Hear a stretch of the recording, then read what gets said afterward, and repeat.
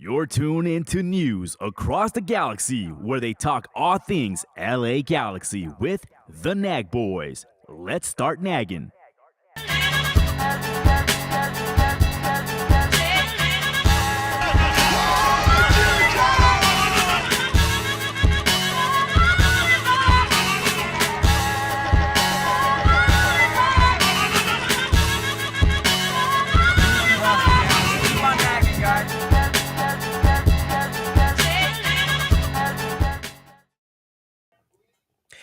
Welcome to News Across the Galaxy, where we talk all things LA Galaxy.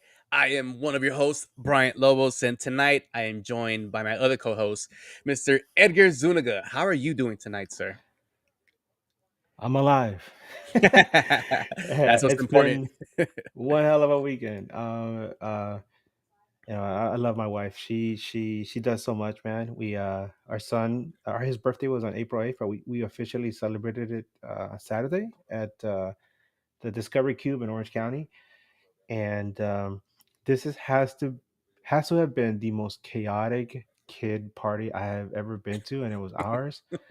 And we for some reason too many people showed up to this one room, and it was full of kids and parents and s- staff that was trying their best to accommodate us. And then you have all your kids that were there screaming and running around. Panic. It was just panic. And then on the way there, like, I was listening to the Galaxy game, and then by the time we got there, the game had ended, and I was just like, "Ah, really, man?" So I went in there with that kind of vibe, and then I found out the Dodgers lost, and then my buddy Lance is one of my best friends. He's a big Laker fan. He came in there and he was telling me like, "Hey, the Clippers are actually pretty impressive this year. Hey, if the Lakers and the Clippers play each other, at some point in the playoffs, I'll take us to the game, my treat." And then I got a notice on my phone. I look at it and I was like, "The Clippers just lost." And they ended up He's losing like, in overtime, too. and I was like, "Wow, well, what a weekend!" And then today was obviously it's Easter Sunday, so happy Easter to everybody who celebrates. Yes. Um, and so my family, my parents, my sister came over to visit, and we were still tired by Saturday. Um, and my son, he's a sweet little guy, but I think he picked up a bug at that party, and he started getting sick and coughing, and then he got really cranky. And when kids, man, when they get sick and cranky, when they're tired, oh, it's quite a combination. Which is, if you're wondering why this is Nag After Dark, well, there you go. Sometimes the smallest person can make a big difference. Well, on top of that, we had WrestleMania 2. Well, I watched WrestleMania. I'm not going to spoil it for you because I know you haven't watched Night 2. I haven't Uh, watched Night 2 yet. yeah, but Night 1 was incredible, actually. I actually liked the main event was Yeah. the legit match. Besides that, I didn't really like how first night of WrestleMania went, but um, the ending to the first night was pretty good.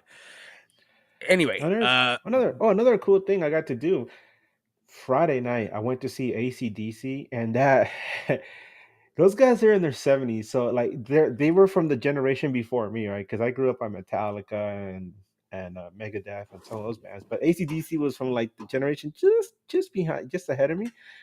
And I had never seen ACDC before, and I went to see these guys, and oh my god, they're so good. They played for like 2.5 hours. And at one point, their guitar player, he's a world famous guitar player named Angus Young. He went on a 20-minute solo. I've never seen anybody do that before. It was amazing. This was at the Rose Bowl, 20 and minutes. 20-minute solo near the end. This is after they had played for like 2.5 hours already. That's So it's incredible. like, and this dude, like in the 70s, he has like white hair, and he's viejito, and he's moving around, and I'm like, damn, this guy is amazing. It's like watching a maestro, just do his thing. But yeah, that was fun. I was with my friends Susie and Herman, and that was a lot of fun. A lot of people were there, like I would say like 80, 90,000 people at the Rose Bowl, and we all know how that is. Yeah. So Oh, the Rose we Bowl. took a shuttle in, and then we all agreed we're gonna walk out. So we just walked all the way back to Old Town from there. But yeah, that was my weekend in a nutshell. So, Yeah. Well, it sounds like and you had then an eventful weekend. and we really had to talk about this game. Yeah, I mean, listen, it's been bad for LA as far as sports. The Lakers Has lost, it? the Clippers lost, the LA Galaxy lost. But there's one team that is making their way into the playoffs. Edgar, welcome to News Across the Kingdom. Welcome to News Across the Kingdom, where we talk all things LA LA Kings. Kings, let's go. Go ahead. This is something you're very passionate about.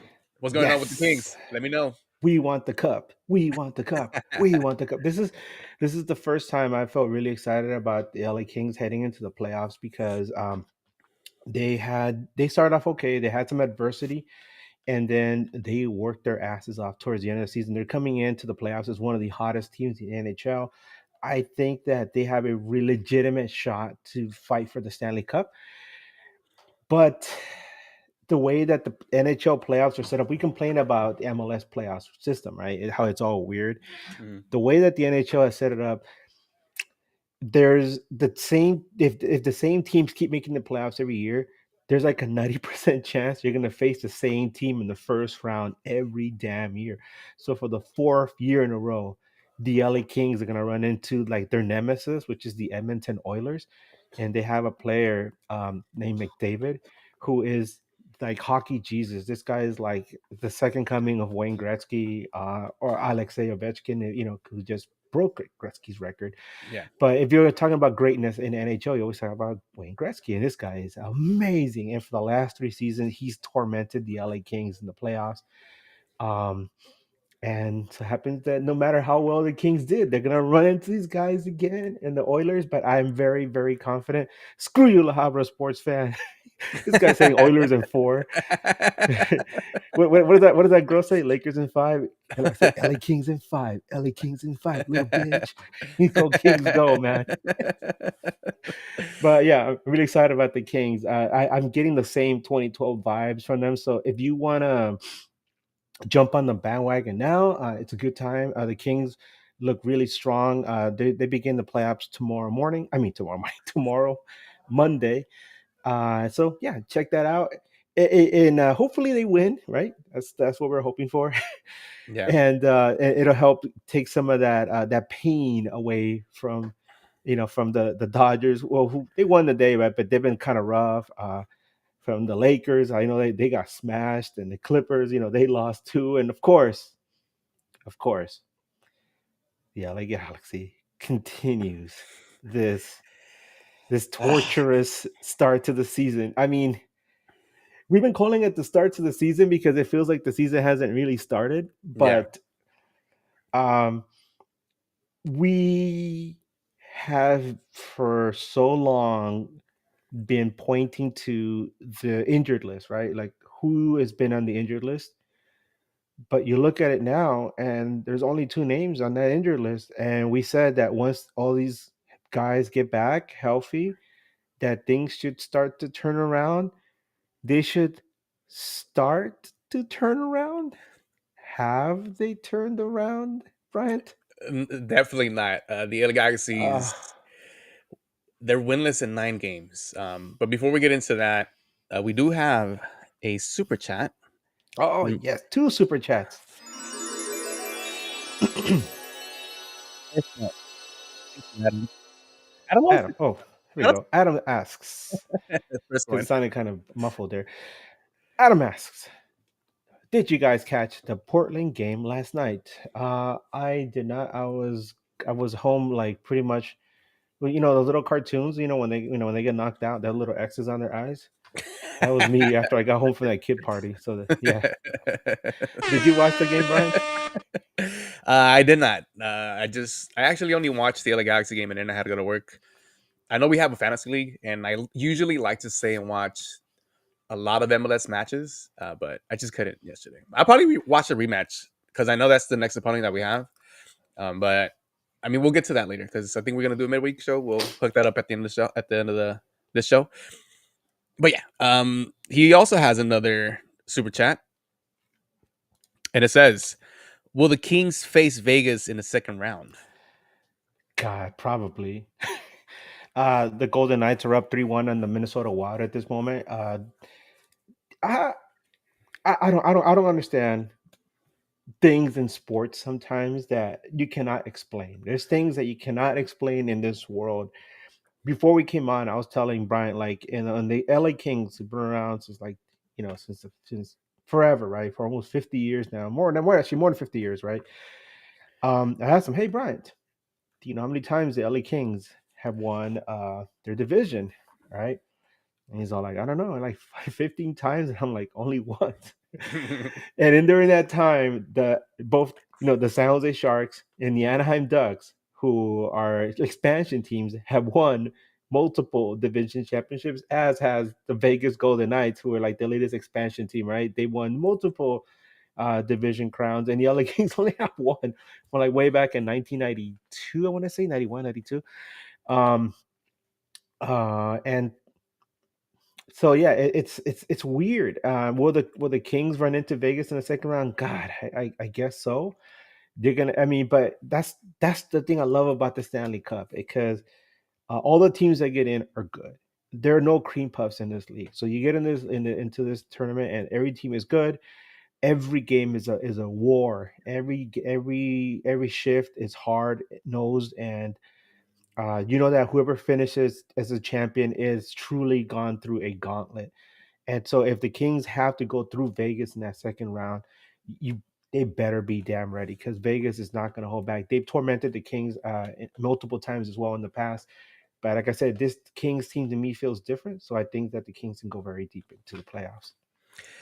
One thing, well, before we get into the match, I see the comment from Harbor Sports fan that he's a Ducks fan for life. Oh, poor So this is Duckies. this is the thing. Before, so I used to watch a lot of the Mighty Ducks movies, and I used to play a lot of street hockey with my brother with the neighbors, and so that those were one of our favorite movies, and we would watch the Ducks because of the movies.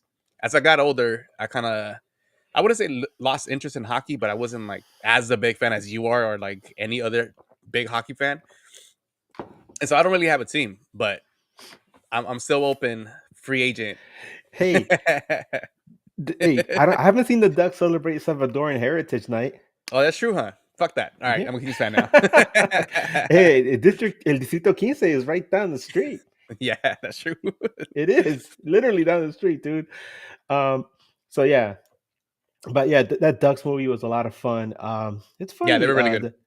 The thing that the goaltender in that movie, she ended up doing some interesting films later in her life. If you don't know what I'm talking about, look her up. 'Cause, yeah. Anyway, Oh, uh, anyway, let's get into this match. let's get into this match. So Oh, the LA, before that, no. yeah. Some news about Vanny. Oh yes, please enlighten us. So, our great coach, our MLS Cup winning coach, Greg Vanny, who's a former, he's one of the original G's. He actually had his 400th career match and LA Galaxy matches as a head coach and player. How many people can say that, right? Um, Yeah, and on top of that, although he hasn't got one this year, he's still waiting for number 142. Greg Vanny has 141 wins in MLS as a manager, for eighth all time. And two cups, 2 cups. two cups, Yeah, 2 cups, man, 2 cups. Two teams. yeah, and he ended up winning with the team that he started with, which is important to us as Galaxy fans. But shout out to Greg Vanny for his 400th match as a player and coach, and hopefully we can see a win sometime soon. But we'll give him the applause for this round. Let's hear it. Yeah. Well, the other Galaxy went to Austin, the Bat City. I had to look that up, see what kind of nicknames they had. They also had the saying where it's "Keep Austin Weird." I don't know. Yeah, I think they got that from Portland, because the first time I ever heard that was Portland. Keep Portland weird, and we're gonna face them next. And so the LA Galaxy goes into this match winless in 8. Austin is not having a great time in MLS either. They have struggles with Brandon Vasquez up top, who hasn't been able to score. But spoiler alert, he ended up scoring on the LA Galaxy. Um, coming into this match, were you expecting the LA Galaxy to perform and actually get the win? Because I No, know we didn't have a midweek show, so no, we didn't have a midweek show. It's interesting. Here's an interesting thing. All right, so I took a look at the matches I have actually predicted this season. Um, and before I get into like my thoughts on the Austin game, I want to go over this because it kind of irked me a little. So here okay, I'll give you. I predicted 10 results this season. Okay, and the first one it was San Diego. I said Galaxy would win 3-1, right? Just because we're the champs. It's a new team coming into town. We lost 2-0. So I was like, all right, I got that one wrong. But then I got the next five right. I said we're gonna lose 2-1 in Vancouver. We lost 2-1 in Vancouver. I said we're gonna lose 2-1 versus St. Louis. We lost 3-0. Damn. So I was right about that one. I said we were gonna beat Herediano 2-0, and we did. We beat them 4-1 actually. I said we're gonna get a 3-3 draw in Portland. It ended up 1-1, but it was still a draw. And then I said we're gonna get a 2-2 draw in Minnesota. We got a 2-2 draw in Minnesota. And at this point, I'm like, damn, I haven't predicted a Galaxy win in a while. I'm gonna predict that Galaxy's gonna win this next match versus Orlando, and I said 2-1. And our good buddy Mike from Lions Den podcast also said, yeah, I can see that Galaxy winning 2-1. No, it was 2-1 Orlando, so got that one wrong. We both did. And then I said we're gonna lose to RSL 2-1. You guys didn't hear that because I was actually in Salt Lake City that week. I was on the RSL show on the radio station KSL out there, and he asked me Shout for out. my prediction. I said we're gonna lose 2-1. We lost 2-0. Damn, we couldn't even get that one goal, right? And then when we had the guys from like La U Times for the Tigres match, Mhm. I predicted a 2-1 Galaxy loss. We lost 2-3. And at this point, I'm like, man, it's time for me to predict another win. I think we're due for one. And we had Colin Toro on, right? Good buddy Colin from Keeping Tabs. Um, and I said, we're going to win 3-1. And he said, yeah, I can see Galaxy winning too. Well, no, we had got a 1-1 draw. So I look back at, I wish I could show you guys the graphic, but I look back at my results. I'm looking at my spreadsheet here, and I've gotten 70% of my predictions correct, right? So I'm like, I did this on Friday, right? So I'm looking at the Galaxy matches coming into Saturday. Obviously, we did not have an opportunity to do a midweek show. I reached out to multiple awesome podcasts, and none of them were able to, meet up with us. It's just something about Austin. Um, and it's not just me too. Other podcasters have had difficulty meeting up with the Austin guys for some reason. They're weird. Austin's Keep weird, Austin right? weird. Yeah. So anyway, I was like, well, what would I have predicted for this match? Definitely not a win. And the biggest thing is that this was the early match. And our buddy Bob Bentimaglia, who we had on for the to help us predict the MLS Cup last season, he has a show in which they predict results and they give betting odds. It's something that he does every week. Shout out to Bob. He does him and his buddies do a really good job on that show. And so I was listening to them, and they were all surprised that why would you give two teams in the Western Conference and a match that early when you could have given it to the East Coast teams, right? You would think that they would have the West Coast teams come in later in the day, but he's like they were all surprised, like why such an early match for these West Coast teams? Because especially LA Galaxy, that was like what 10:45 start. Um, I mean, some of us are barely getting out of bed on Saturday, right? I know I was up early because we were having a kid party that day, but uh, some of us that don't have kids, or some of us whose kids that have moved on. You wake up that at that time of the day, you're barely having your coffee, right? Well, here are guys that are out playing a game in Texas. So yeah, I was thinking to myself, our guys never do well on these matches. Usually, these matches are reserved for Sundays, right? When they have to fly out to the middle of the country or to the East Coast, and they never do well in these matches. We saw the same thing happen last season in Austin, a match that they lost. So I really did not think they were going to win. And um, although a part of me, a little voice way down deep inside, a little voice through the darkness in that recess, that abyss that has been this Galaxy season, his little voice way down at the bottom saying, they're due for a win, mathematically speaking. But no, that voice got lost in the dark. Boy, were you wrong. We have another super chat. Thank you once again, Adam.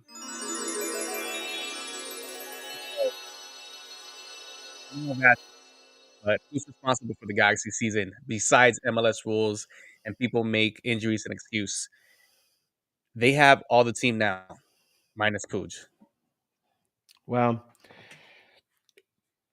Well, when I was that one. when I was We what's should that? circle back to that one because we I did put it on the notes, so we'll get back to Okay, that. okay, Uh, we'll put a plug on that one. Thank you so much, Adam. yeah. Thank you so much, Adam. As for the LA Galaxy, they went into Austin with the following lineup: John McCarthy at goal.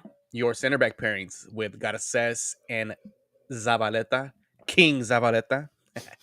Out left, John the Rock Nelson. Out right, Mickey Yamane. Your two pivot center mids, Edwin Cerillo and Isaiah Parente. Your number 10, quote unquote, Diego Fagundes. And up top, out left, Joseph Painsil. Out right, Gabriel Beck. And up top, Christian Ramirez. Any surprises for you in a lineup? Oh, and before you get into that, shout out to John Nelson. This was his 100th MLS regular season career appearance. So shout out Nice. to John Nelson for having a solid career in MLS, and he helped us win last year. So shout out to him. The Rock. Any surprises in this lineup? Not really. We all knew Sabaleta was going to be starting this match after the the fact that Yoshida's injured and Sanka, our favorite player, got that red card in the last match. So, um, you look at the Galaxy depth chart, which we do have one handy, by the way, Yes. and we're like, who do we have back there? We have Eric Sabaleta, and then we have a player that we haven't even seen yet. Some of you guys might even not even know about him. Is it Miss Aso Esenge, Cameroonian player who goes back and forth between Galaxy and Ventura County, and you're like, so who are you gonna put in there? Instead of Yoshida and Zanka. Well, I don't know, man. It's either Sabaleta, the Salvadoran king, or this guy we've never even heard of. So let's put Sabaleta in there, right? I Yeah, mean, we can't have Cerrillo playing center back every game. it wouldn't be a bad option, but then again, you lose a lot in the midfield. Well, this first half, I will give you some stats. Total shots on goal: 7 for Austin, 4 for the LA Galaxy. Possession wise, Austin with 55% of the possession, the LA Galaxy with 48. Pass success percentage: 89 for Austin, 83 for the LA Galaxy. Tackles: 6 for Austin, 5 for the LA Galaxy. They were 3-3 in corners, and it seemed that Austin had the better half than the LA Galaxy. Um, there was a lot of opportunities in that first half where I think Gabriel Peck could have put one behind the net. Not sure was not sure what's going on with Gabriel Peck right now. You would think having the season that he had last season, even when Ricky Puig went down last season, he was the man to step up and give the LA Galaxy that push to be up top of the West. This season, it doesn't seem like he's locked. I'm not sure what it is. If he's locked in, or if he's just dealing with stuff at home, or it's just the team is just out of whack. But the LA Galaxy in that first half did not look. Do you think they looked bad in that first half? I want to say it looked bad. I think that they just didn't look good enough, and it's something that we've been seeing a lot, especially in recent matches, where it's the same. It's almost the same script where they play well enough where you can't say, "Oh, they played bad," but it just wasn't good enough to get the results that you need to say that all that effort was worth it. And I don't mean to say that you should go out you should go out there and just phone it in, right? Like I don't care. But what I'm saying is they're going out there and they're playing really hard, and in the end they only have one or no points to show for it. And you're pointing out Pack, and something that's been on my mind for a while just watching him play is that he's trying so hard to make an impact, have that same impact he did last year. But a lot of times, the reason he was so successful last year was because he was getting good service. He had the midfield, the LA Galaxy midfield was a lot stronger, a lot sturdier, and even when Puig was out, you had people in there that understood their role, and they all fit. They all understood what each other was doing, and so when Peck and Pinto made their runs or made cuts, they knew to expect the ball at a certain place, or and they knew when to go and run down the flanks and that kind of stuff. Unfortunately, we're missing Mark Delgado. He was a big part of that. Yeah, We're 100%. missing another key player that I know he's not an attacking mid, but he's still part of that center core was Gaston Brugman, who his relationship with Ricky Puig was so instrumental to helping that team develop that emotional core that carried the team throughout the season and especially into the playoffs. So it's hard. Yeah, I Yeah, mean, you're bringing in all these other new elements. I know we're so far into the season now. We're like more than one third of the way through the season, and you'd think at this point, Sanabria should be clicking. Well, he was hurt, right? He was out for a long time. You would think Elijah Winder would be more of an impact player, but he hasn't been getting that playing time. Maybe he just doesn't deserve it. I know Eddie's always dogging him, and maybe Vanny feels the same way, right? Yeah, we thought you were better than this. And then you have players like Mateus Nascimento, who we were hoping that he would develop some kind of synergy with with Gabriel Gabriel Peck. Peck, because they played before, but we hardly ever see him play anyway. Um, so it's a lot of things, man. And I know this kind of going into what Adams was asking earlier, and it's something that we're going to touch upon much more in depth later on. But yeah, as far as Peck is concerned, I just feel he's frustrated. He's been trying so hard to make things happen. He got hurt. He came back from injury. You think you're starting to get some of your teammates back. Things are going to get better. But that Galaxy midfield, the core of it, there is something there that is completely missing that was there last season.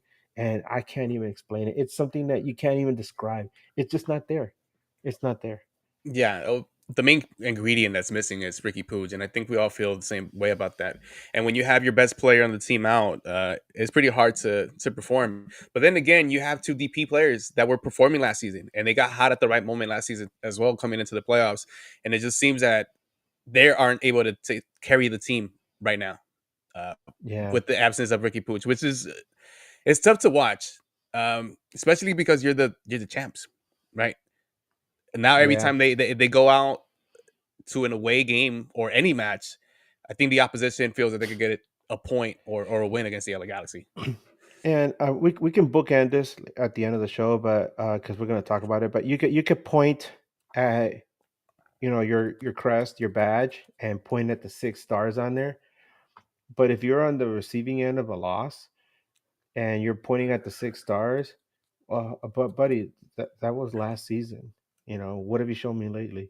Yeah, And that's what it comes down to, right? I mean, ultimately, you're you're you're you're measured by your current performance, and at this point right now in the Galaxy, you can point the stars as much as you want, but it falls as heavy as it did when we were pointing at the 5 stars in the last 10 years, right, when they yeah, weren't winning anything. But what does it mean in the end? Well, you won in the past. Well, what have you yeah. done this season? Nada. Not a damn thing. And well, the LA Galaxy did get tested early. There was a bicycle kick like in the 6 minute that was an actual scare for the LA Galaxy. Yep. If that would have went in, that would have been a banger. I'm sorry. It looked like it was gonna go in. I'm glad it didn't, because the first half ended in a 0-0 draw. Um, it just I don't know what it is. One thing that I did like about this match and in this first half was that Gabriel Peck was trying and he was getting shots on frame.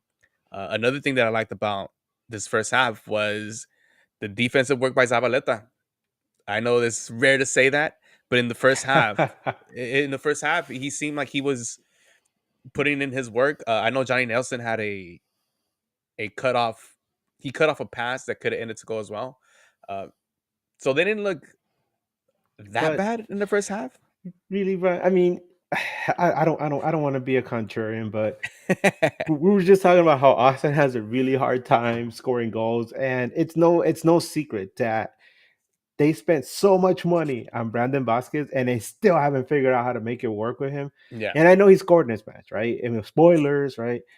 But they haven't figured out how to make it work with him, and so the bar is set kind of low for Sabaleta. It's just like, just show up, dude. That dude's not gonna get any shots anyway.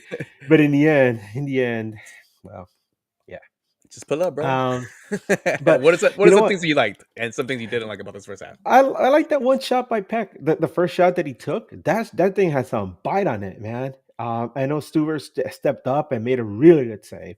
I think, and yeah, and he's one of the better goalkeepers in MLS, and it's one of the reasons why Austin isn't in a worse position on the table, because you look at them, right, and they have a negative goal differential. That's because they haven't been scoring goals, and that's one of the reasons why a lot of Austin fans have been upset, because they've been struggling. And you're thinking to yourself, well, why are they so upset? They're not that far down on the table. Well, they haven't been scoring goals, and like I said, they invested all this money in Brandon Vasquez, but Stuber keeps him in games. He's a good goalkeeper, and when Peck took that shot, that's when he showed his class. Otherwise, any other goalkeeper, lesser quality, they probably don't make that read, and Peck gets us on the board. And it's a completely different game.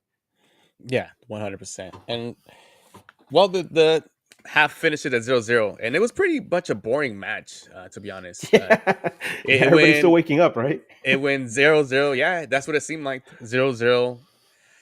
There was a PK called in the around the 66th minute. I think Austin had made a sub.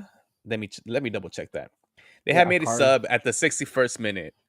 Jado O'Brien came out for Osman Bukhari, who came Yeah, in Usman Bukhari. Yeah. and cooked John Nelson the whole time.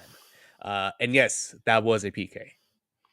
Yeah, we love Johnny Nelson. We love him. He's the Rock. Some people call him Nelly. Johnny, sweep the leg, Johnny, and all that. And well, he Yeah, actually did sweep the leg this time. So, he did. He definitely did. and unfortunately, but the thing is, as salado as Brandon Vasquez has been, just trying to get service, he steps up for a gimme. And what does J Mac do, Brian? He puts a hand on it. He gets a save. Well, let me ask you this: was it a Yes. bad penalty shot taken, or was it a good save? A combination of both, man. Because somebody could take a bad shot, and if you're one of those goalkeepers that you already made up your mind, I'm gonna go left no matter what, right? And as soon as you see the shot taken, you immediately just jump to your left. The guy could take a bad shot and it'll still go in. But J Mac, like I said, he's not a bad goalkeeper. He's not a great goalkeeper. He's good enough that he's pretty good at penalties. We've seen that. He's got a MLS Cup ring out of it. Um, and so yeah, it's a combination of both. Brandon Vasquez didn't really. He could have roofed that if he wanted to. He could send it up, spider nuts, but no, it wasn't a good shot. And credit to J Mac for getting that read and being able to, like I said, stop the shot. Um, and so at that point, you're like, yeah, all right, we're not losing this one. Yes, that's exactly what I thought. I was like, all right, we got a chance. J Yep. Mac came up with a big save. Those are the type of plays that momentum shifts when your goalie makes a save like that.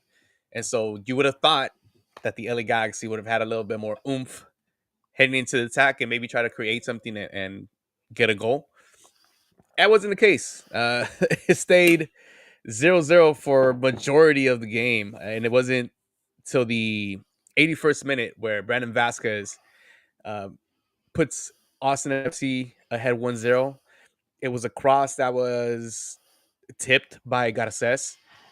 In Mm, in this goal, when you're the defender, I know the deflection might have thrown off Zabaleta, but either way, you got to follow your man.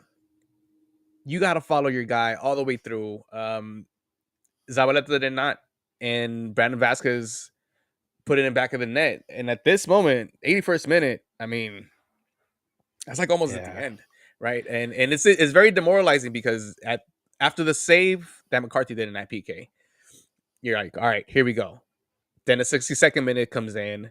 Marco Royce enters for the LA Galaxy for Christian Ramirez. Then Julian Alde and Lucas Sanabria come in at the 76 for Diego Fagundes and Parente. And then this goal goes in. Demoralized.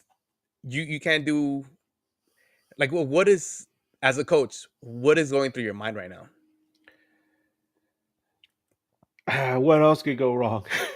Yeah. Right? Yeah. Because you look at this play, and you and I were discussing this before we came on, and I mentioned how Sanabria, who isn't the biggest guy, right? He got bodied twice on in the play that led up to the goal, and we've seen the same thing happen to Mateus Nascimento. Happen to him against Vancouver. He just got thrown to the ground. And welcome to MLS, right? Yeah. Sanabria, poor Sanabria. I hope good, lucky. He luckily he didn't get injured again, but he took a shot in the losing the ball to Austin. Galaxy got the ball back, but they coughed it up right away.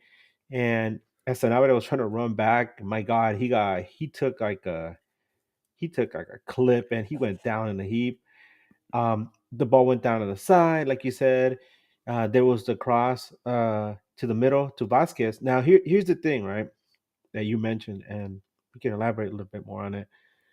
Is both Zabaleta and Johnny Nelson they stop in their tracks, right? Because uh, they're thinking maybe we can catch the attacking player offside, right, in the offside trap. But this is like what you said, right? Zabaleta has Brandon Vasquez like right behind him. You could hear him. He's right behind him. Yeah. And when the pass goes off, even though it's deflection, Vasquez is behind Zabaleta, so he's not offside. And then Zabaleta stops. John Nelson also stops, right? But Vasquez keeps running in. Um, I heard no whistle. Boom, goal. Yeah. And yeah, Lack of I mean, concentration in that moment. yeah, and this is something that you draw your players right for the offside trap, but this wasn't the case, right? It wasn't like Zabaleta and Vasquez were running shoulder to shoulder. Vasquez was obviously behind both of them, and so yeah, it's just one of those things where you just, man, if I had longer hair, I'd probably grab it and start pulling it. Maybe that's why I don't have hair, right? Because the last Yeah. 10 seasons have been kind of rough. It's a Galaxy fan, but Yeah. It has been. And it seems like it's going to be another rough year. what sucks, man, is that it's such a bizarro season. Right, last season Galaxy never lost at home at the Dig, and then they've lost all their matches so far, or almost all of them. Yeah. The last one against Houston was a draw, but um, and then we talked about how great they were in the second half last season, and this season it's the complete opposite. So once they gave up that goal, it kind of felt like that was it. But the match wasn't over yet because something else happened that gave us that inkling of hope that maybe, just maybe, they could still pull it off, right? Um, Wait, what And were it you? was weird. It was that second yellow, remember? The second yellow. It was late in the match, and they had given 8 minutes for this match to end, and that's a lot of time. That's good Yeah. enough time for the LA Galaxy to come back and try to steal a point away. Um, After that goal, I think Vanny had made a sub for. Let me double check. Yeah, he had made a sub for Eric Zabaleta and brought in Mateus Nascimento, and took out Johnny Nelson and brought in Mauricio Cuevas.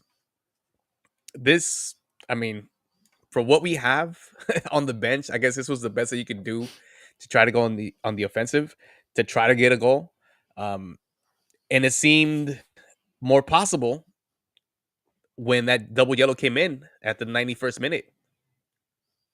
But I don't know what it is Yeah. with the LA Galaxy. Están salados, bro. They need Yeah. a whole Galaxy had that limpia. man.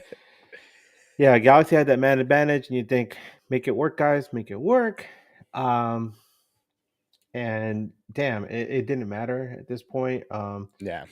They just couldn't put the ball on frame in any way, shape, or form that would make Austin fans like nervous. And it's kind of a waste of the ref report, I want to say, because I know some people have been saying damn, Edgar, I put out these ref reports, right? And I told people, oh, this ref is actually good to us, right? We've won matches with these refs. Yep. And then the game happens, and then Galaxy ends up losing, or they get a draw, and everybody feels upset after, and they're like, "Damn it, Edgar, I thought you said this ref was good." Well, the ref is good to us, but the team isn't good. Yeah. So what can you do, right?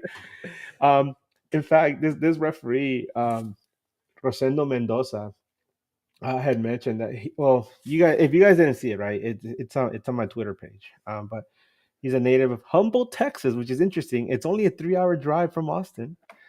And he refereed 91 MLS matches. 6 of them were with the Galaxy, and Galaxy had a record of 4 wins, 1 draw, and only 1 loss with him. And that 1 loss was away, but it also includes 1 win and 1 draw away, so that wasn't so bad. But he has also refereed 10 Austin matches, and with him in charge at home, Austin had a record of four wins and only 1 loss. So, um, but I still felt kind of like, okay, this guy isn't bad for us. In case you don't remember, he was the guy who was refereeing the match between Galaxy and Minnesota in the playoffs, where Galaxy destroyed Minnesota 6-2. Okay. So, he's that guy. And the only match the Galaxy has ever lost to this guy, and you guys are gonna laugh at this, was the match that Galaxy lost to Houston on decision day last year. Oh. And Damn now it. they lost the match against Austin. So anytime that you see Rosendo Mendoza and there's a Texas team, there's a chance Galaxy's probably gonna lose that game. Damn you, stupid Steris. No, I'm just Houston. Well, this match ends up in a 1-0. It was a snooze fest. Oh I hate the God. fact that they did have to play that early. You're right. You're the guy that mentioned that the East Coast team should be playing early because big time difference. And I don't know what it is, dude. I don't know what it is about early games that the team never really performs. And it's not just in soccer; it's like in basketball too. When teams play early, Yeah. in the way it never works out. And I don't know what it is. It could be just that they're not getting enough sleep. I don't know.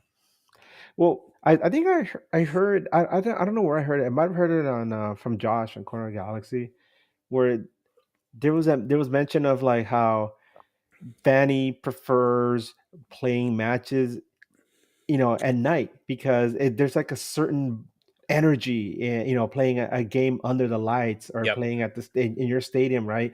Whereas in the day, right, it's like a whole different vibe, a whole different energy, and I get it too. I get it.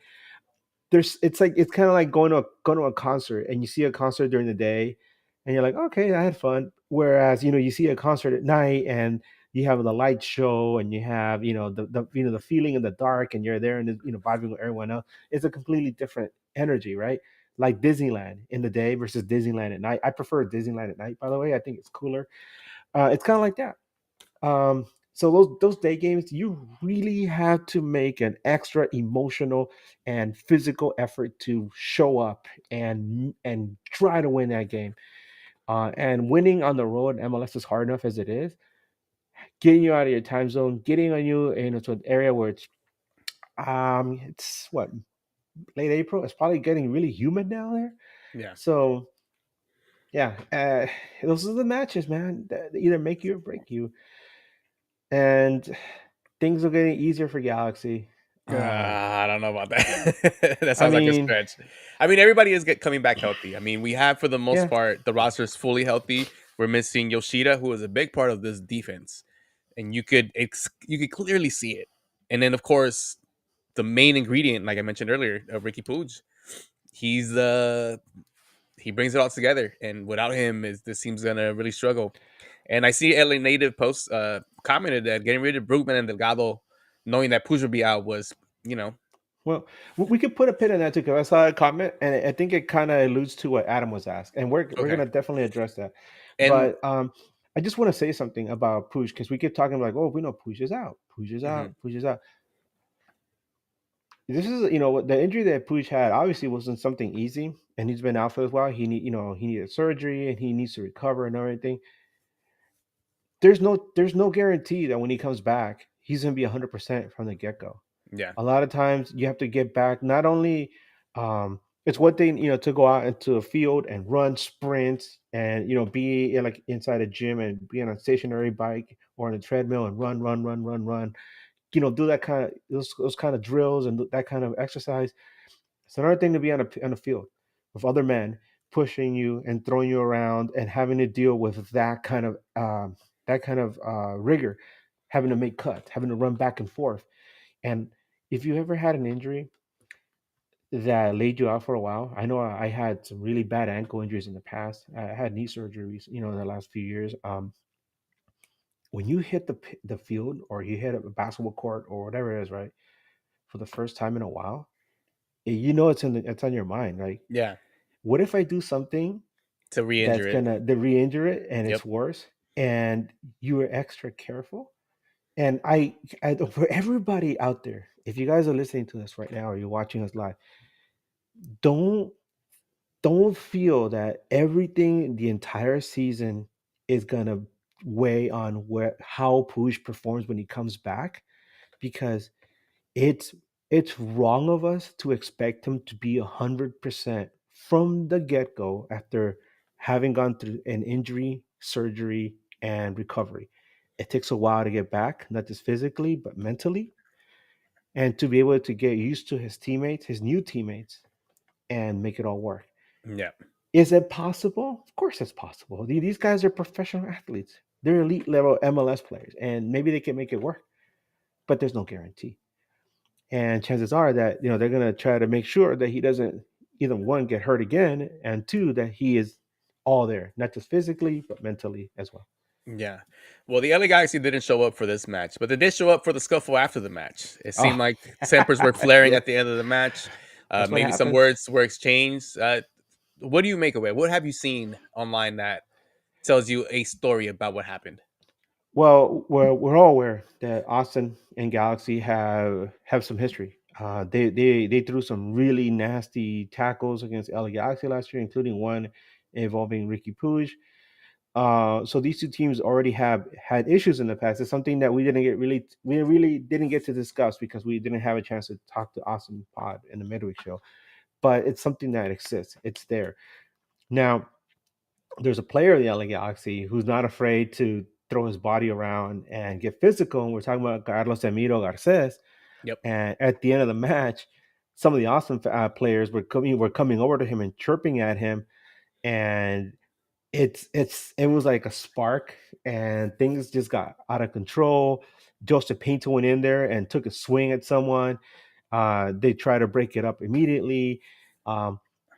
Pinto, he didn't get a red card because the refs can hand out red cards at the end of a match.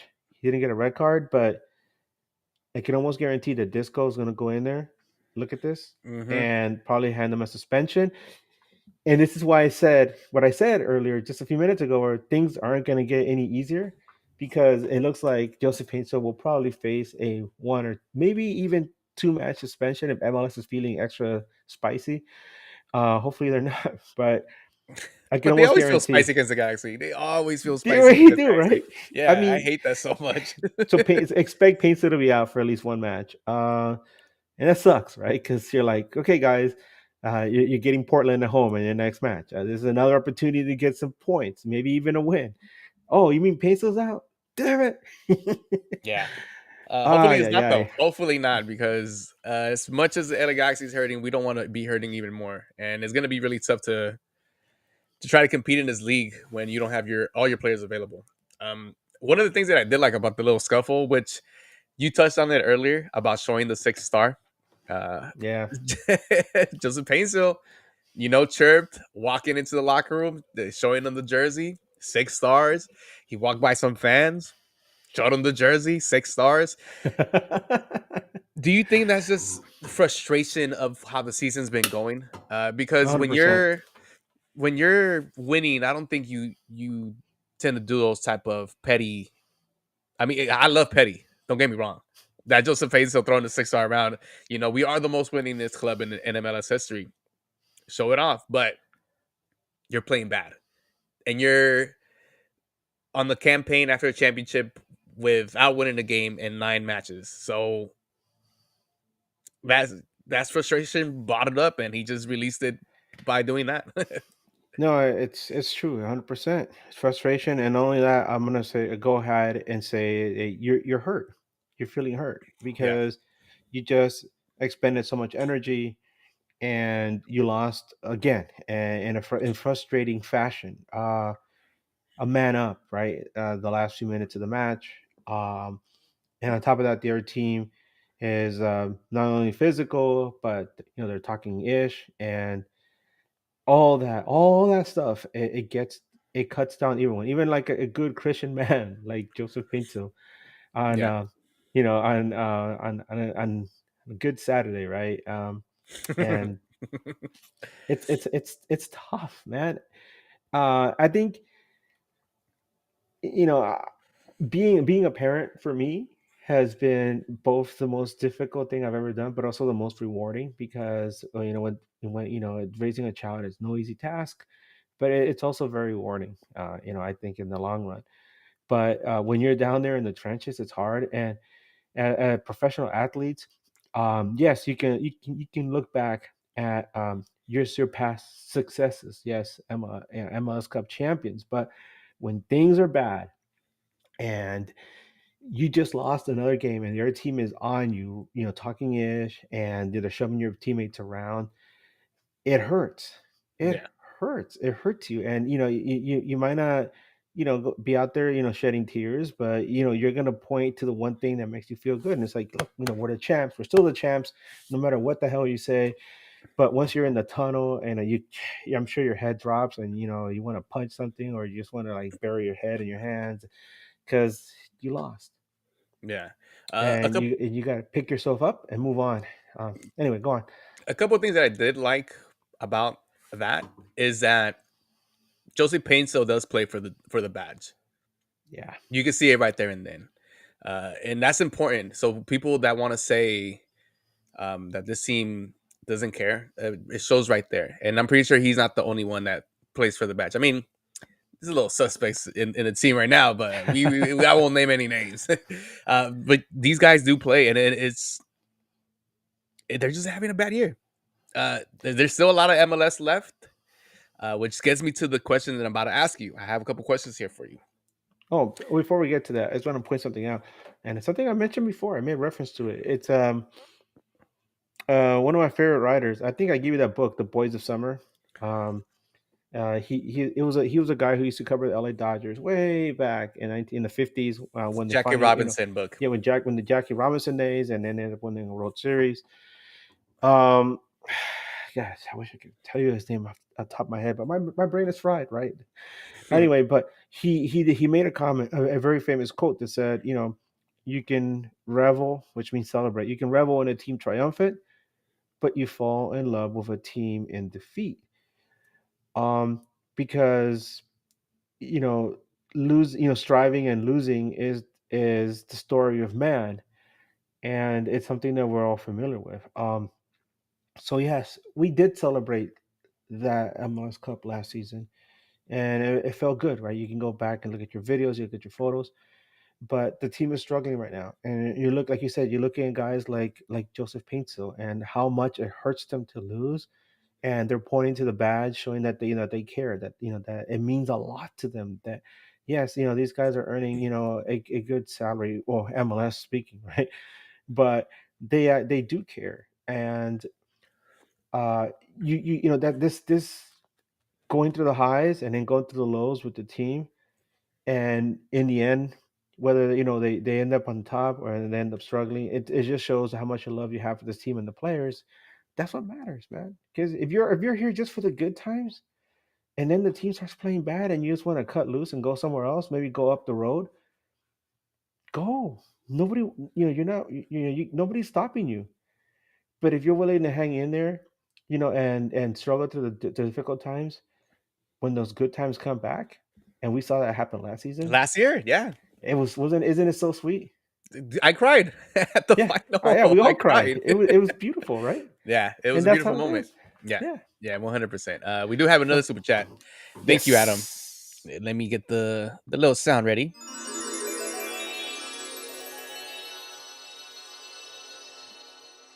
Yeah, I know this is far off. but do you guys think Ricky Pooch will return as early as July? I noticed there's a 3-game homestand in July.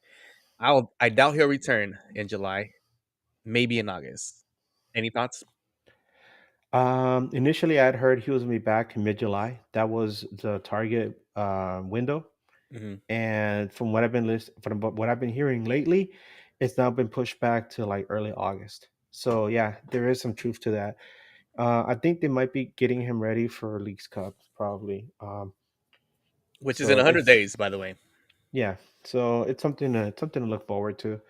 Um, with his kind of injury, like I said, don't rush him back. He's young. He's gonna have a long career, hopefully. Um, so don't rush him back. Make sure that he's fit and prepare him mentally, obviously, for the rigors of MLS play, especially in the summer, which is a little bit more difficult, I think. So that way, when we get him back, hopefully he can get back to speed as soon as possible. All right. I got a Thank couple you so questions much, for you. Adam. Yeah, thank you so much, Adam. I got a couple questions for you. Yes. 9 games in, the LA Galaxy's winless. Should the LA Galaxy shut down the season and concentrate on Leagues Cup? Well, they're definitely not getting that supporter shield. I'll tell you that. Yeah. Right now, they're probably there's a better chance that they could shine up that corner of the trophy case for another wooden spoon. Oof. Hopefully, Hopefully not. hopefully not. All right, like I've been saying almost every week, our good buddies from around the league and the other podcasters that we talk to, good friends that podcasting fraternity we're all part of.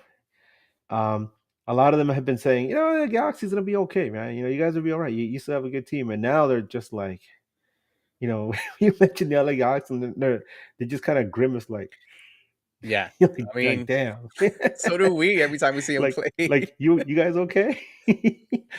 um, but yeah, I think that if as far as silverware is concerned, obviously in this league, MLS Cup is never, you know, out of sight because you get hot at the right time, you creep in there, in one of the bottom seeds, anything's possible. We saw LA Yeah. Galaxy win 2005 MLS Cup like that. They got hot at the right time, and then Hmm. you went all the way to the final, and they beat New England.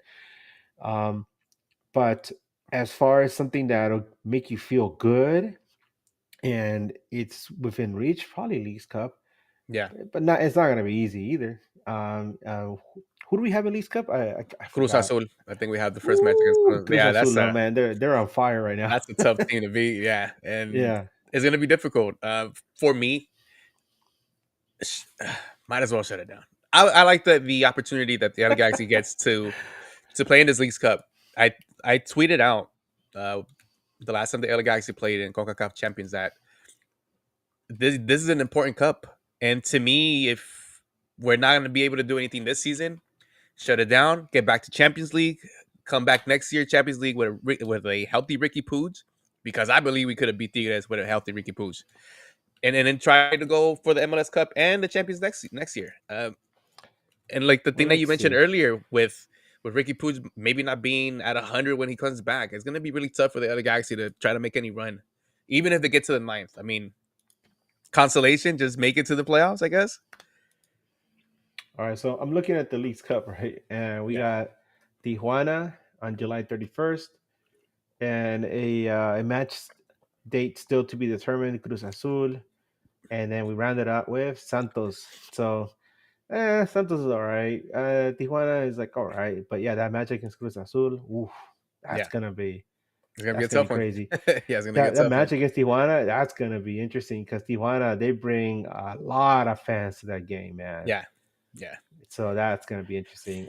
Santos has a nice, decent following, but Tijuana, Cruz Azul, oof, oof, oof, oof. yeah. Follow up question though: seeing at the LA Galaxy's win list, is Coach Vanny on the hot seat? Let me quote one MLS Cup winning midfielder from the LA Galaxy who's currently injured, a Ricky Puig. No, no, he's not. that He's absolutely not on the hot seat. This guy just won your MLS Cup. Um, just like the turmoil from 2023, where LA Galaxy was dealing with fan protests, right? But that was 23, right? God, it feels like it was a lot longer. Um, I'm sorry, was that 22 or 23? I think it was 23, right? 22, 20, yeah, it was When 23. Well, anyway, the whole point is that dealing with the fan protests and having to go through it, start a genuine rebuilding phase. And this guy brought your MLS Cup way ahead, the than schedule, yeah. expected. Um, and we finally got to see what Vandy Ball was like when it was working. It was fantastic. The most Hmm. exciting team in the league. uh MLS came in and said, "That's it, break up the party, screw you guys." They brought out the Billy Club, started beating everybody, and they dragged four of our players out, right? Yeah. And they brought in four new guys in, and so like, and then everybody got injured because when the cops come in, you gotta you fight the cops, right? You get beat up, right? Yep. Maybe you understand what I'm saying in my mind, right? Yeah. Like we had Yeah. a Yeah. party and the cops came in and broke it up. So yeah, and having to take all that and make something out of it, which I've been saying for a while. This for some reason, this Galaxy team, I don't know what kind of identity they have. It feels kind of shapeless, formless. um Maybe that fight was a good thing, right? Because like we said, sometimes if you're in a sports team and you get into a fight and it sparks something in you, right? It's something different than let's get ready for a game. It's like, hey, did you see what I did during that fight? Yeah, man, thanks for stepping up for me. We're all in this together, ride or die. And maybe this will spark something in the team in the next match. um Hopefully it does. Hopefully. Yeah. Because the next opponent is Portland. And Adam, thank you for another super chat. Thank you, Adam. Yeah, we're gonna be a TV show for Portland in the next three games. Sporting KC, New York, and Philly. We haven't done Yes, one I with can. Philly, have we? No, but I'm gonna tell you, yes, yes, yes, and yes, Hell yeah, because let's go. for Portland, we have our good friend Luis El Fiero Viajero Skonik. I already reached out to him. He says he's looking forward to meeting with us this week, probably Wednesday. And then after that, we have Sporting Kansas City, good friend Jimmy, who covers SKC for No Other Pod. He's somebody that I know is definitely down. For New York Red Bulls, I mentioned our good friend Bob Bentimaglia. We had him for Red Bull New York when we played Final. him MLS Cup. He's always down too. And for Philadelphia Union, we have a new person that you guys have never met, but he's cool as fuck. You guys don't like him. His name is Jimmy King. He covers the Philadelphia Union, and it's somebody I've been talking to, on the side for a while. You guys didn't get to meet him. He's really cool, and so expect that for the Philadelphia Union match. There it is. We'll keep you guys updated with all the midweek shows. Let's get some awards out. Really? I know I wanted to ask you about the Galaxy market, but I think it's kind of too early to kind of ask that. Or is it too early? We're getting near the summer. I mean, it's we're like officially in spring, and well, spring has sprung for a while. We're definitely in spring. So okay, quickly, what do you think would the LA Galaxy need once the marketplace opens? Because to me, I Well, think you need to go defense. bro, I'm looking at this depth chart. We need everything. Yeah. We need midfielders. We definitely need. I mean, what if Christian Ramirez gets hurt, right?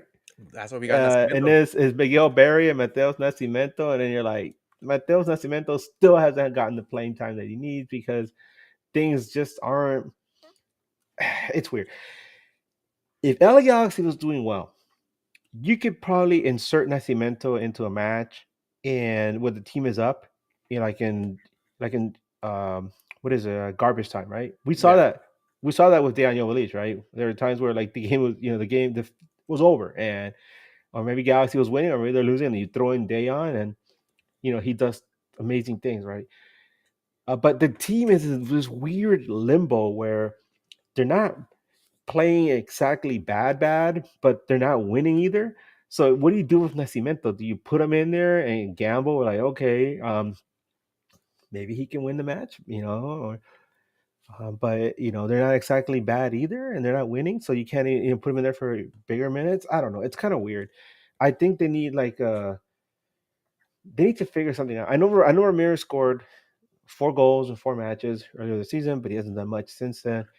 Uh, Midfield is kind of sus, and the only reason I say that is because Marco Royce hasn't hasn't had the impact that a lot of us expected. I know there's people out there who love Marco Royce because everything he did with Dortmund, because of what we hope he can do with the LA Galaxy. But if you look at his body of work since coming here, he just came back from injury. And the best thing he did was hold Ricky's hand through a difficult time, right? And help him calm down and find himself in time for the playoffs. But on his own, he really hasn't done much. And we saw that again in this match. He went in there and he just completely disappeared. Yeah. Uh, but as far as like like a very immediate need would probably be at center back, because we're really thin there now. It wasn't always like that, but now we are. Yoshida got hurt, right? Iron Man, he was there for forever. He's hurt. Zanka, he's got issues. Got a red card in his last match. I mean, the previous match, he's gone. And so now you have Garces and Zabaleta. Zabaleta, he had a good match, but he isn't exactly, the most reliable player either. And then that's it. And then you have that kid, Esengit, right? So definitely need somebody at center back. Um, and if you can find a way to get some wiggle room, maybe move some pieces around, maybe bring in somebody up at forward who can be more of a threat as well. And that's Yeah. what I think. Well, I will mention something that Eddie mentioned last week. Maybe Nascimento is a bust because they see him every day in practice, and you would think that by now, if he did have something, he'd be starting over Christian Ramirez. Yeah. Hopefully that's not the case, and hopefully Vanny's just giving Christian Ramirez the time because he is the older vet player. Yeah. Because I mean, we're hurting bad right now. See, see, that's the thing. It's kind of hard to decide what to do exactly with Nascimento because how long do you wait until you tell them go out there and play like 90 minutes and see what you can do, in 90 minutes? Because like you said, Christian Ramirez is the veteran, right? Who might be trying to teach him the ropes, right? As far as MLS is concerned, because when you play the same position and you're an older guy, you want to try to bring up the younger guy, uh, because you're not going to be around forever, and maybe this younger kid, has a lot, has a good career with the team. I don't know how Christian Ramirez's mindset is about that, but you try to help train the guy, right? Hmm. And if if Nascimento doesn't get the minutes and he's on loan, right? So that loan expires sometime this summer, I think. So you're, looking at your watch, you're like, how much time do we have with this kid for him to show something? And at one point, does Galaxy think we think this guy's good enough to buy because it was a loan to buy deal, right? Hmm. And so, what do Start you him do next game. Fuck it. against Portland? Hell Start him yeah! next game. Against Fuck it. Chata, have Chata like pound him into the ground Damn. Welcome to the league, kid. again. All right, let's get to these awards. I think we talked about this before the show, and we kind of agreed on most of them. But All of did them. you want to give any BJ's out, any bad job awards today? Nah, I'm not really. I mean, The whole team, fuck off my nah. I guess just those the awesome players for but well, how can you fault them, right? They're they want to win the match and they're trying to take whatever edge they can against Galaxy and make them feel as uncomfortable as possible in their own stadium. So of course they're going to be as aggressive as they can. So Yeah, you can't really fault them at that because damn. yeah, they're at home Oh, too. oh, They're at Cameron, home. Cameron, what? Our good buddy Cameron up in Seattle. You want a BJ too? Nah, you don't deserve a BJ. You deserve better than that, buddy. Bad job, guys. Bad job. Bad job Cameron, award. the All bad job right. award. Well, let's start off with the Game is Off award, the Geo award, if you will. The Gio. By the way, anybody wondering, the BJ is also named the Brian Jordan, right? The Brian Jordan. who did we agree on having a bad game today? Because their game was off, not because they suck, but their game was off and could have put us up early in this match. Hit the post, and this player that we're talking about is Gabriel Peck.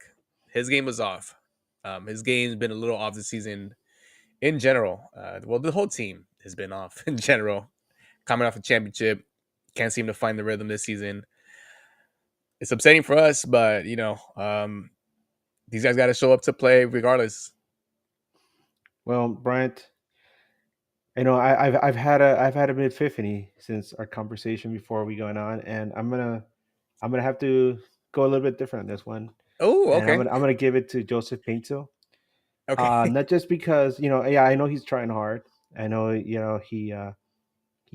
also he's in the same almost in the same situation as Gabriel Peck right now, where they're trying really hard to make things work. But you know what? You got to be smarter than taking a swing at a player after the match, because there's so many eyes on you, and it's not like you can take. It's not like in the '80s or '90s where you can take a swing at someone and like, hey, did you see that? No. yeah, Is it on camera? No, no. There's like a million cameras on you, right? yep. Whether officially or in the fans, right? And now he's gone for the next match. And this is a very difficult time for the team. They need all hands on deck, and he's not going to be there. And Is that confirmed that Disco got him for that? oh, I'm pretty sure we'll hear about it Monday or Tuesday. Hopefully not, It's because we need him. I mean, if we get away with it, then fuck it. But Yeah. I'm pretty sure they're gonna. I'm pretty sure they're gonna get him. Ugh. Um. So yeah, Gio, Painso, buddy, gotta think better than that, man. The next award, the honorable mention, the You've Got Heartman Award. Are we still in agreement with this? Yes, sir. Get that zucchini casserole out. Let's go, baby. Yeah, Eric Zavaleta. Aside from the brain fart that he had guarding Vasquez on that goal, I think he was pretty solid for the most match. It's something Yeah. that we don't really say often from Eric Zavaleta, but when you are in need of center backs, and he's a veteran, he's played internationally, he's played in another championship team with his uncle in Toronto, so he knows how to move around the league, and he didn't play bad this Nepo, match. baby. Nepo. And on top of that, he was the highest rated defender on the on the what is it? Who scored.com. So Yeah. we got to give him some love. I mean, when you play well, or not well, but not as bad, you Not got to as get some love.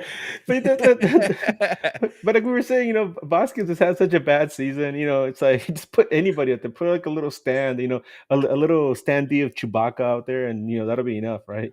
Yeah. Yeah, it's gonna be kind of funny. Oh, and shout out to Arquitecto Verbal, man. Thank you so much, buddy. Yes, sir. What's up, Arquitecto? Um, and now for the most prestigious award in all of MLS, the next standing player of the match,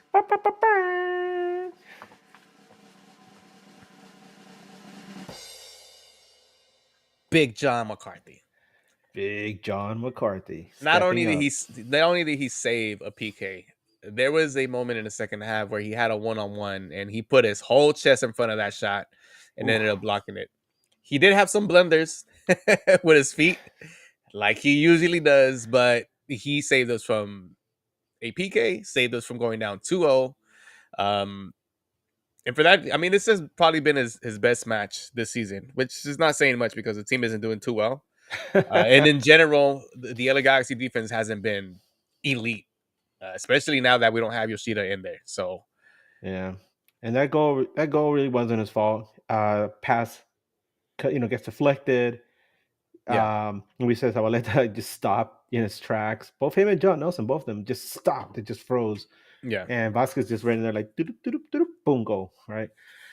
Ah, man, but it could have been worse, and fortunately it wasn't.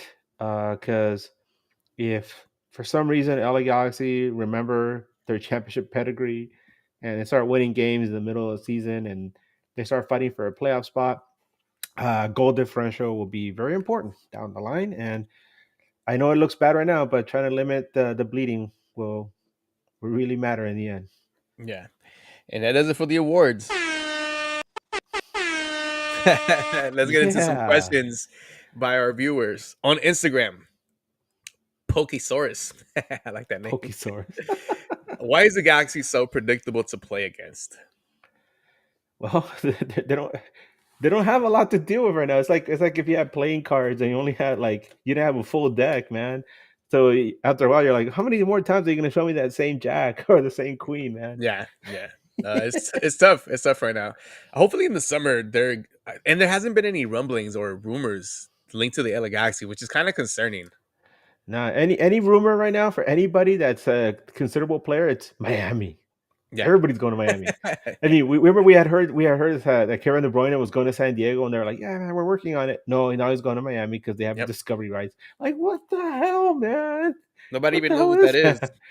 that? He should go to Chicago if anything, to be honest. Ooh, that'd be kind of good. Yeah, right. Logan Jones. Are we tanking for the number one MLS Super Draft? For the Yeah, Super because Draft pick. that really makes a difference, right? In a Yep. team. Oh man, I guess so. Next question. Papa the Fish. With the lack of Yeah. goals and solid game plan, what are the hopes for not getting the wooden spoon? Well, we talked about it earlier. In this league, anybody can get hot at any given moment. Yeah. Um, San Diego, after starting off really good, they fell off a cliff, man, and it just took a hard loss against Charlotte. Um, you never know. We might see them, in our neighborhood pretty soon. Hey, what's up, guys? Remember us? Yeah. And maybe the next time these two guys play each other, Galaxy will be not at full strength, but near full strength, and it'll be a much more different result. San Jose also started off good, and they've been having some issues recently. Kansas City, although they did destroy, who did they kill? I forgot, man. San Jose. They killed San Jose in their last match. Uh, they're up and down. They're another team that's kind of hovering right above the Galaxy, and so the chances will come. But I think that things might get a little harder before they get better because next month we talked about that heavy schedule next month. I think it's like 5 or 6 games, and in the middle you have the consecutive matches between against San Jose, LAFC, and San Diego. Yeah.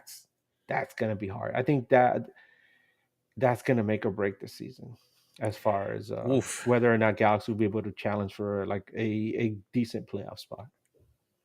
Adam DC26. Something needs to change. Tactics or lineups. Going into 10 games winless. I don't know what needs to change, to be honest. It seems that, well, has Vandy tried everything possible? Well, aside from giving more playing time to players like Winder and or is it Vinder? I think it's Vinder or Mateos Nascimento. I mean, like I said, it's a weird time because you would think that at this point they would have at least 2 wins under their belt because there's Mm-hmm. been at least 2 or 3 games that I felt have been winnable, and they have nothing. So this is where you start to second guess yourself, where like, do I keep putting out the same lineup?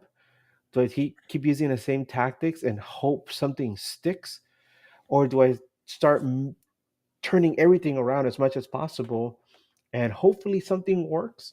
But you don't mess it up too much to the point where it's irredeemable. I mean, that's kind of hard. Yeah. That's why we don't. That's why we're not managers. We just get to critique them. Yeah, we just get to talk shit.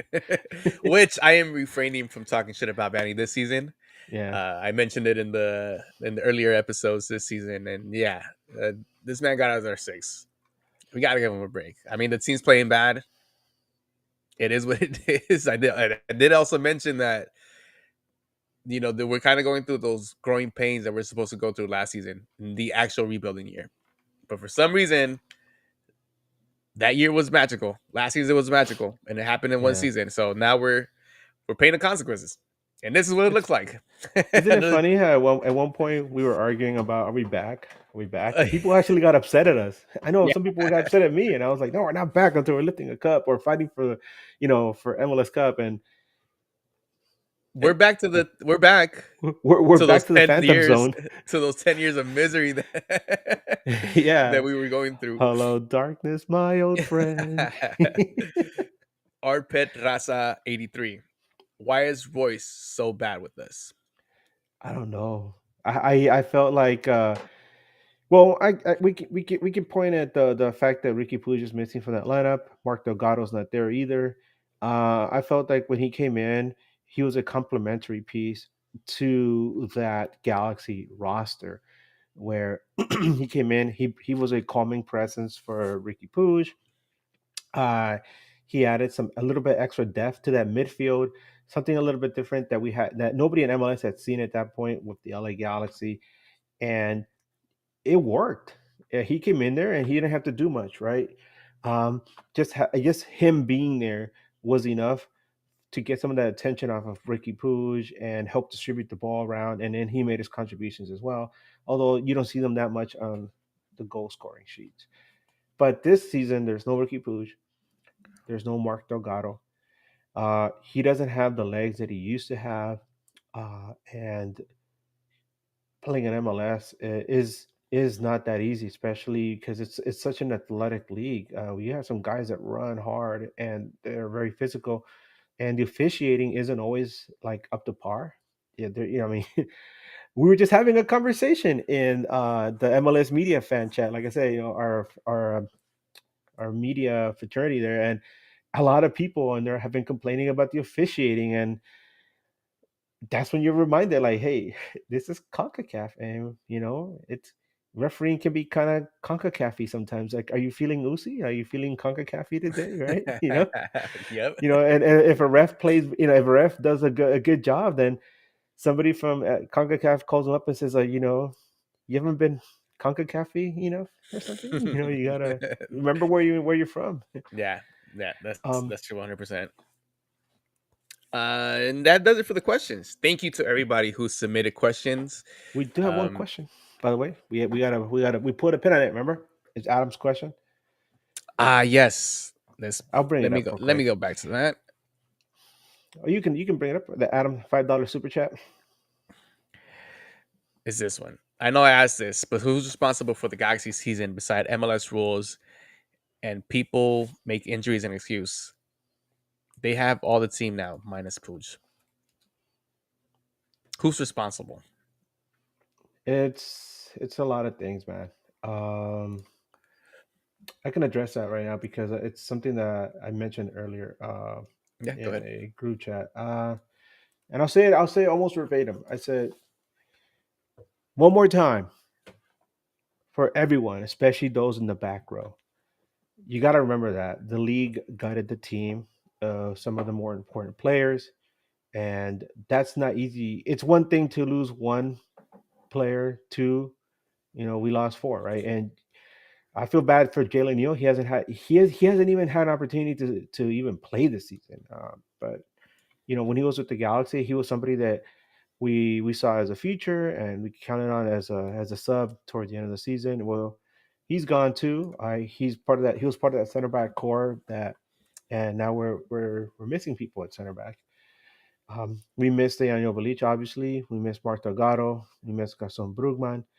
Cáceres, he was an important player as well. He moved on as well. So these are all players that were gone.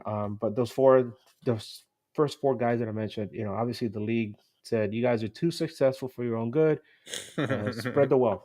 Yeah. Uh, and then several key players have been injured, right? Obviously, Ricky Puig, Joseph Pinto was injured. Maya Yoshida is injured right now. Even Gabriel Peck got hurt. Sanabria got hurt. And we it's something that we're all very familiar with. If you're a Galaxy fan or if you follow MLS enough, you know what's going on with the Galaxy. That's not easy to deal with, man. It's not easy.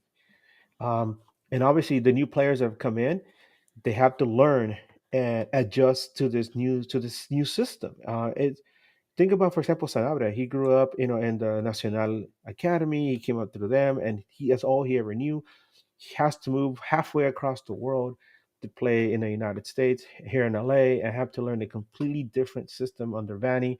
On top of that, there's the language barrier for him.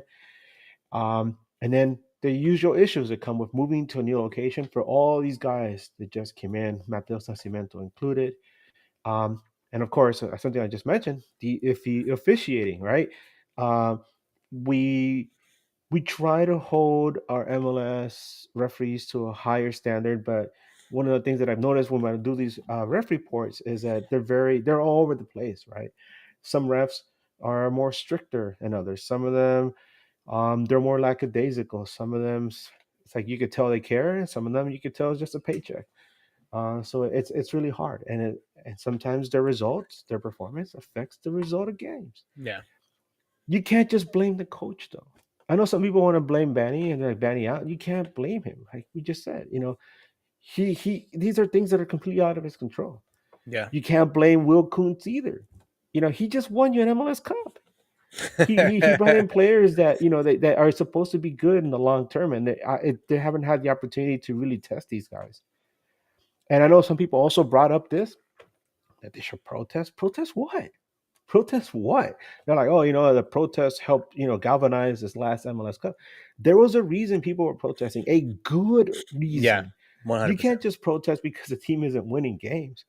There's an effort there. The team has made an effort to try to make up for the losses that and player personnel, and it just hasn't worked out. And there's been just a lot of things that have been working against them. But yes, ultimately, it's been very disappointing to be an LA Galaxy fan right now. Um, and it's hard. There will be better times, but at this moment, right now, it is very, very hard. Yeah. And this has to be the worst start we've ever had. I know somebody just asked that question because I can't remember an LA Galaxy team ever going this far into a season without winning a game. Maybe 2005. I don't know. I'd have to go back and look at it, like really, really take a good look at this. But this is definitely the most disappointing start we've had to MLS Cup. I mean, to an LA Galaxy season, especially after an MLS Cup winning season. Hmm. It's something unheard of. I think I've heard some of the announcers when I was watching the last game mention that this is probably the worst, but this is the worst start from a returning champion. Um, and yeah, you know what? We're setting records regardless. Let's go, baby. um. Anyway, we are at the end of the show. Just wanted to give a shout out to Chewy and Eddie. They're on Coachella having fun, and hopefully, if they're tuned in right now, hi guys. Now, hey, dude, love to these guys because Yeah, last yeah. night, like I said, I was just like completely exhausted. My wife and my son were already asleep, and I'm just lying there in a heap. I'm watching WrestleMania or whatever I can, like just like fast forwarding through it, and all of a sudden I get a little call on a live call on WhatsApp, right? And I'm like, who is this? And I look at it, and it's Eddie, and I'm like, oh, and I turn it on, and Eddie was calling me right as Green Day was playing their last song. God, I think it's called Photographs, right? Photo, God, I want to do this right. I'm gonna tell you what song it is because it's a song that was played at my wedding. It was the last song, and I remember like I was just bawling when it played because it's such a beautiful song. And Eddie has done this before. I remember he was in Vegas for some festival or something, and that was the last song that they played. And I remember he called me up and said, "Hey Edgar, it's that song you like so much. It's called Good Riddance, Time of Your Life." I'm sure you guys know what I'm talking about. Yes, yes, I do know what song it is. Yeah. And so he called me before and he sang along with he sang along with it to me, and I was like, oh, that's really nice, thank you, reminds me of like my wedding. And he did it again last night, and that really means a lot to me. So thank you, Eddie and Guti, and Chewy, who's also there. Thank you guys so much Yes, for yes, thinking of yes. me. I really appreciate it, man. I was having a rough day and that made me feel a lot better, so thank you. Hopefully, you guys are having fun and being safe. Don't do anything I wouldn't do. And of course, the midweek we do have our good friend Lewis to talk about the upcoming match against Portland. Yes. we'll do it Wednesday. We'll keep you guys posted on socials. Also, if you guys are watching this live, please make sure you guys hit the like button on this and share it so that you can get the Nag boys out there. Share the word. And if you're listening to this on the, I don't think we'll have the audio up this week, but if somehow we do have the audio on Spotify and all that, make sure you guys tune into the live, interact with the chat, ask us anything on the chat, talk some shit. It's fun up in here. Yeah, it's always fun to see who comes in here as well. Like I said, we had Arquitecto Herbal come in, man. Shout out, man. Thank you so much for your contributions to this Galaxy community. We had our good buddy Cameron Collins who covers Seattle. He came through. Thank you so much, Cameron. Really looking forward to talking to you again later this season. And to everyone else, Adam, for your super chats. Thank you so much every weekend. I mean, we really appreciate it. Um, so hey man, we're all in this together. Yeah. We're dragging Cameron along with us as well, even though he's up in Seattle. He's probably like, what the hell? But we're dragging you along with us, man, because we're all in this boat together right now, and at some point we're gonna have to face Seattle, and we're gonna have to talk about this Galaxy team. So it's an Yeah. interesting ride, man. Yeah, it is interesting, right? And it could only get better, right? That's what we keep saying every week. But you know what? We also keep hearing every week. Every team we play against, they're like, hey, you know what? We're doing really bad right now. And we absolutely need to score some goals and get a win.